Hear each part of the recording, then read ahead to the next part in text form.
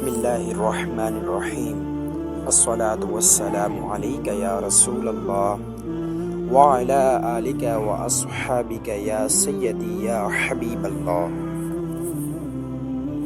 آج ہمارا موضوع حضرت داؤد علیہ السلام کی حکمت بھری باتیں سننے کا ہے۔ اللہ عز و جل سے دعا ہے کہ ہمیں ان پر عمل کرنے کی سعادت نصیب فرمائے، آمین۔ دوستو، حضرت داؤد علیہ السلام کی طرف کی جانے والی 3 وحی۔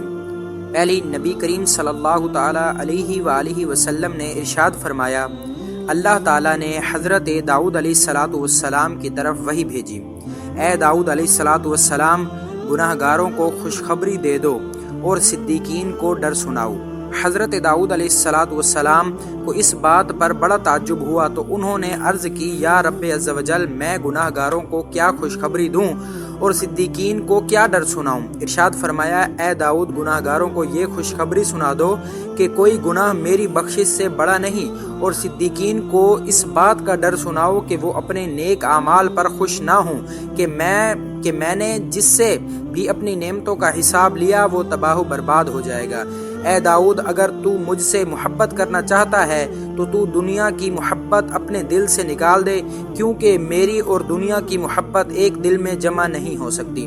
اے داؤد، جو مجھ سے محبت کرتا ہے وہ رات کو اس وقت نماز میں کھڑا ہوتا ہے جب لوگ سو رہے ہوتے ہیں، وہ اس وقت تنہائی میں مجھے یاد کرتا ہے جب وہ غافل لوگ میرے ذکر سے غفلت میں پڑے ہوتے ہیں، وہ اس وقت میری نعمت پر شکر ادا کرتا ہے جب بھولنے والے مجھے بھلا بیٹھتے ہیں۔ دوسری، حضرت عبداللہ بن حارث رضی اللہ تعالی عنہ سے مروی ہے کہ اللہ تعالیٰ نے حضرت داؤد علیہ السلام کی طرف وحی فرمائی، اے داؤد، مجھ سے اور میرے بندوں سے محبت کرو اور میرے بندوں کے دل میں میرے لیے محبت پیدا کرو۔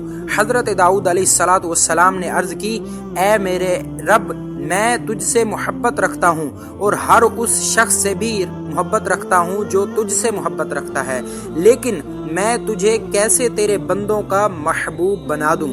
ارشاد فرمایا، ان کے سامنے میرا ذکر کیا کرو تو وہ میرا ذکر اچھے الفاظ سے ہی کریں گے۔ تیسری، حضرت ابو عثمان رضی اللہ تعالی عنہ سے مروی ہے، حضرت داؤد علیہ السلام نے عرض کی، اے اللہ، جو خالص تیری رضا کے لیے کسی غم زدہ کی تعزیت کرے اس کی جزا کیا ہے؟ ارشاد فرمایا، اسے لباس تقوی پہناؤں گا۔ عرض کی، خالص تیری رضا کے لیے جنازے کے ساتھ چلنے والے کی کیا جزا ہے؟ ارشاد فرمایا، اس کے جنازے کے ساتھ فرشتوں کو چلاؤں گا اور عالم ارواح میں اس کی روح پر رحمتیں بھیجوں گا۔ عرض کی، اے اللہ، خالص تیری رضا کے لیے یتیموں اور مسکینوں کا سہارا بننے والے کی کیا جزا ہے؟ ارشاد فرمایا، جس دن عرش کے سائے کے علاوہ کوئی سایہ نہ ہوگا اس دن اسے عرش کا سایہ نصیب ہوگا۔ عرض کی، تیرے خوف و خشیت سے رونے والے کی کیا جزا ہے؟ ارشاد فرمایا، بڑی گھبراہٹ کے دن اسے امان دوں گا اور اس کے چہرے کو جہنم سے محفوظ رکھوں گا۔